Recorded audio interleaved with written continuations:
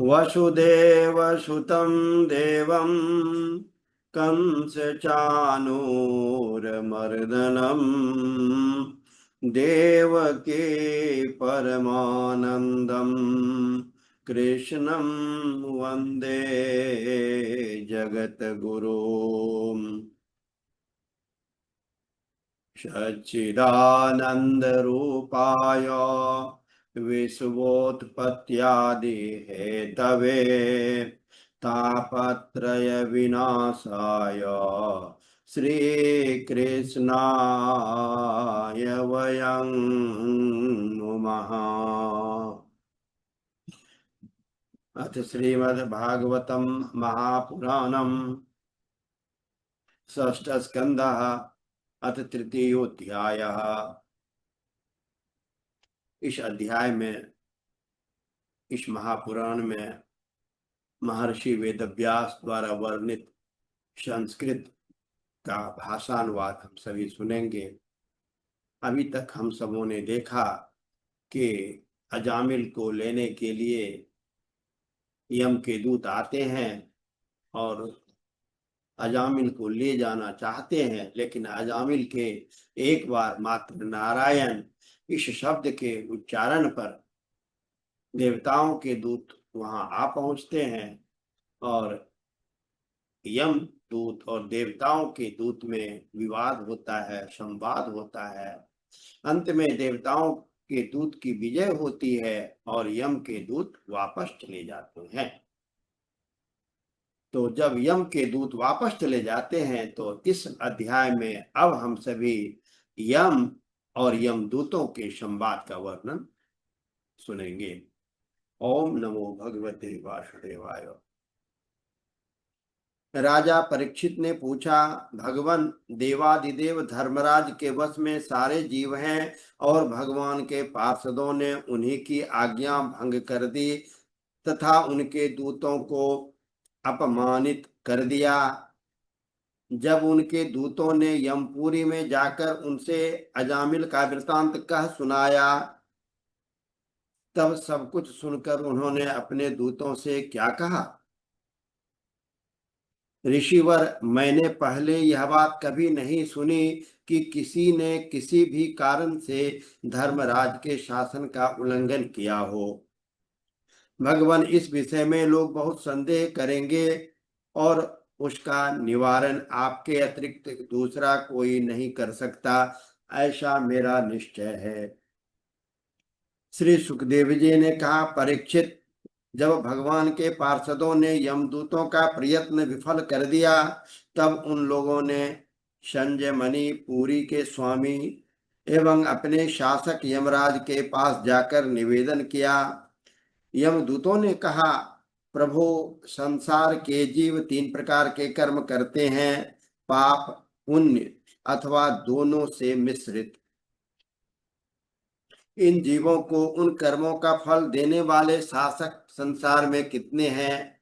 यदि संसार में दंड देने वाले बहुत से शासक हों तो किसे सुख मिले और किसे दुख, इसकी व्यवस्था एक सी ना हो सकेगी। संसार में कर्म करने वालों के अनेक होने के कारण यदि उनके शासक भी अनेक हों तो उन शासकों का शासकपना नाम मात्र का ही होगा, जैसे एक सम्राट के अधीन बहुत से नाम मात्र के सामंत होते हैं। इसलिए हम तो ऐसा समझते हैं कि अकेले आप ही समस्त प्राणियों और उनके स्वामियों के भी अधीश्वर हैं। आप ही मनुष्यों के पाप और पुण्य के निर्णायक, दंडदाता और शासक हैं। प्रभु, अब तक संसार में कहीं भी आपके द्वारा नियत किए हुए दंड की अवहेलना नहीं हुई थी, किंतु इस समय 4 अद्भुत सिद्धों ने आपकी आज्ञा का उल्लंघन कर दिया है। प्रभु, आपकी आज्ञा से हम लोग एक पापी को यातना गृह की ओर ले जा रहे थे, परंतु उन्होंने बलपूर्वक आपके फंदे काटकर उसे छुड़ा दिया। हम आपसे उनका रहस्य जानना चाहते हैं। यदि आप हमें सुनाने का अधिकारी समझे तो कहें। प्रभु, बड़े ही आश्चर्य की बात हुई। इधर तो अजामिल के मुंह से नारायण यह शब्द निकला और उधर वे डरो मत कहते हुए झटपट वहां आ पहुंचे। श्री सुखदेव जी कहते हैं, जब दूतों ने इस प्रकार प्रश्न किया, तब देव शिरोमणि प्रजा के शासक भगवान यमराज ने प्रसन्न होकर श्री हरि के चरण कमलों का स्मरण करते हुए उनसे कहा। यमराज ने कहा, दूतों, मेरे अतिरिक्त एक और ही चराचर जगत के स्वामी हैं। उन्हीं में यह संपूर्ण जगत सूत में वस्त्र के समान ओतप्रोत है। उन्हीं के अंश ब्रह्मा, विष्णु और शंकर इस जगत की उत्पत्ति, स्थिति तथा प्रलय करते हैं। उन्हीं ने इस सारे जगत को नथे हुए बैल के समान अपने अधीन कर रखा है। मेरे प्यारे दूतों, जैसे किसान अपने बैलों को पहले छोटी मोटी रस्सियों से बांधकर फिर उन रस्सियों को एक बड़ी आड़ी रस्सी में बांध देते हैं, वैसे ही जगदीश्वर भगवान ने भी ब्राह्मण आदि वर्ण और ब्रह्मचर्य आदि आश्रम रूप छोटी मोटी नाम की रस्सियों में बांधकर फिर सब नामों को वेदवाणी रूप बड़ी रस्सी में बांध रखा है। इस प्रकार सारे जीव नाम एवं कर्म रूप बंधन में बंधे हुए भयभीत होकर उन्हें ही अपना सर्वस्व भेंट कर रहे हैं। दूतों, मैं इंद्र, निरृति, वरुण, चंद्रमा, अग्नि, शंकर, वायु, सूर्य, ब्रह्मा, 12 आदित्य, विश्वे देवता, 8 वसु, साध्य, 49 मरुत, सिद्ध, 11 रुद्र, रजोगुण एवं तमोगुण से रहित भृगु आदि प्रजापति और बड़े बड़े देवता सब के सब सत्व प्रधान होने पर भी उनकी माया के अधीन है तथा भगवान कब क्या किस रूप में करना चाहते हैं इस बात को नहीं जानते, तब दूसरे की तो बात ही क्या है। दूतों, जिस प्रकार घट पट आदि रूपवान पदार्थ अपने प्रकाशक नेत्र को नहीं देख सकते, वैसे ही अंतःकरण में अपने साक्षी रूप से स्थित परमात्मा को कोई भी प्राणी इंद्रिय, मन, प्राण, हृदय या वाणी आदि किसी भी साधन के द्वारा नहीं जान सकता। वे प्रभु सबके स्वामी और परम स्वतंत्र हैं। उन्हीं मायापति पुरुषोत्तम के दूत, उन्हीं के समान परम मनोहर रूप, गुण और स्वभाव से संपन्न होकर इस लोक में प्रायः विचरण किया करते भगवान विष्णु के सुर पूजित एवं परम अलौकिक पार्षदों का दर्शन बड़ा दुर्लभ है। वे भगवान के भक्त जनों को उनके शत्रुओं से, मुझसे और अग्नि आदि सब विपत्तियों से सर्वथा सुरक्षित रखते हैं। स्वयं भगवान ने ही धर्म की मर्यादा का निर्माण किया है। उसे न तो ऋषि जानते हैं और न देवता न सिद्धगण ही।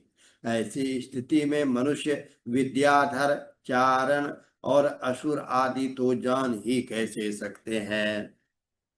भगवान के द्वारा निर्मित भागवत धर्म परम शुद्ध और अत्यंत गोपनीय है।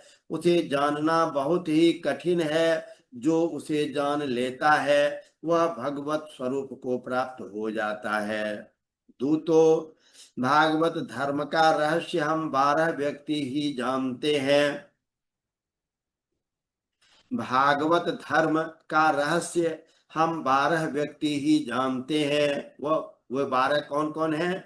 ब्रह्मा जी, देवर्षि नारद, भगवान शंकर, सनत कुमार, कपिल देव, स्वयंभुव मनु, प्रहलाद, जनक, भीष्म पितामह, बलि, सुखदेव जी और मैं यानी धर्मराज।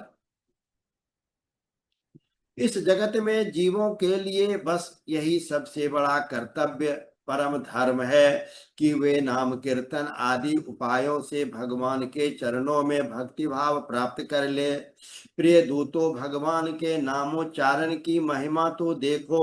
अजामिल जैसा पापी भी एक बार नामोच्चारण करने मात्र से मृत्यु पाश से छुटकारा पा गया। भगवान के गुण लीला और नामों का भली भांति कीर्तन करने से मनुष्यों का सभी पापों का सर्वथा विनाश हो गया। यह कोई उसका बहुत बड़ा फल नहीं है, क्योंकि अत्यंत पापी अजामिल ने मरने के समय चंचल चित्त से अपने पुत्र का नाम नारायण उच्चारण किया। इस नामाभास मात्र से ही उसके सारे पाप तो छीन हो ही गए, मुक्ति की प्राप्ति भी हो गई। बड़े बड़े विद्वानों की बुद्धि कभी भगवान की माया से मोहित हो जाती है। वे कर्मों के मीठे मीठे फलों का वर्णन करने वाले अर्थवाद रूपिणी वेदवाणी में मोहित हो जाते हैं और यज्ञ यागादि बड़े बड़े कर्मों में ही संलग्न रहते हैं, तथा इस सुगमाति सुगम भगवान नाम की महिमा को नहीं जानते। यह कितने खेद की बात है। श्रीमन नारायण नारायण नारायण, श्रीमन्नारायण नारायण नारायण, श्रीमन्नारायण नारायण नारायण। श्री कृष्ण गोविंद हरे मुरारे, हे नाथ नारायण वासुदेव।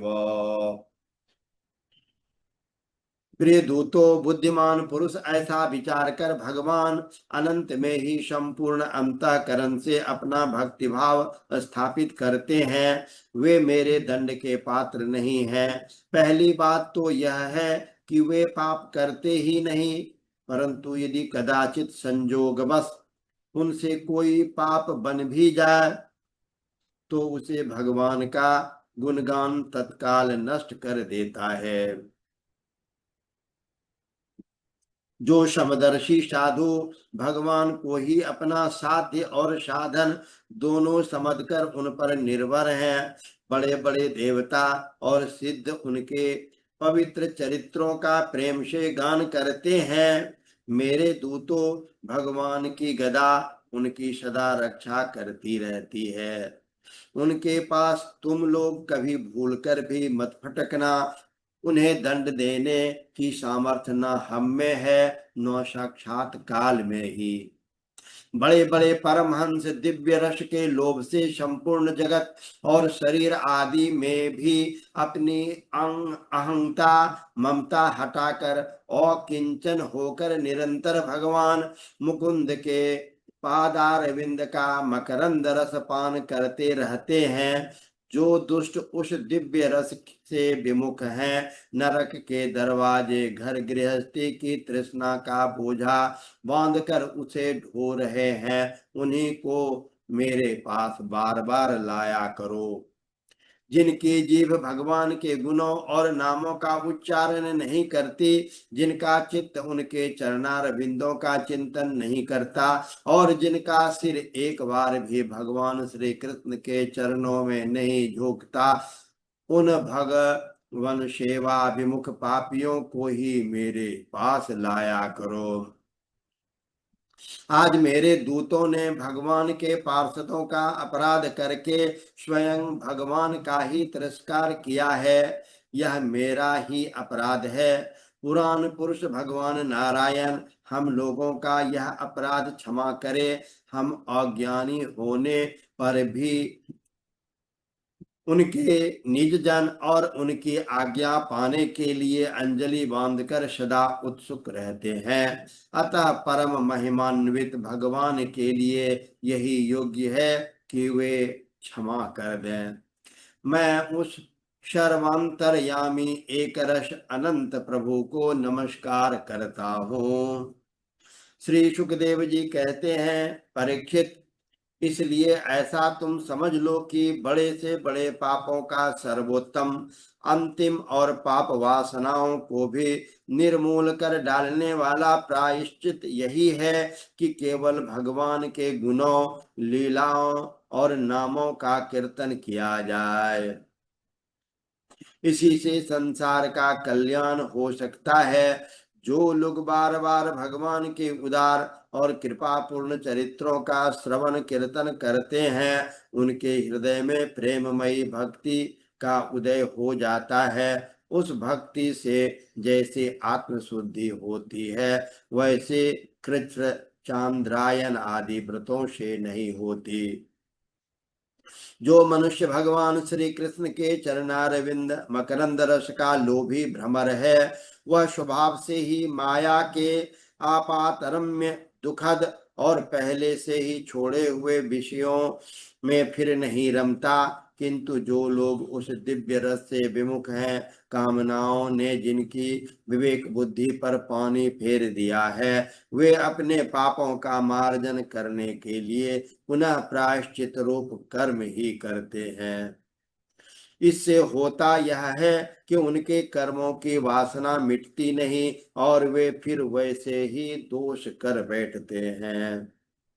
परीक्षित, जब यमदूतों ने अपने स्वामी धर्मराज के मुख से इस प्रकार भगवान की महिमा सुनी, उनका स्मरण किया, तब उनके आश्चर्य की सीमा न रही।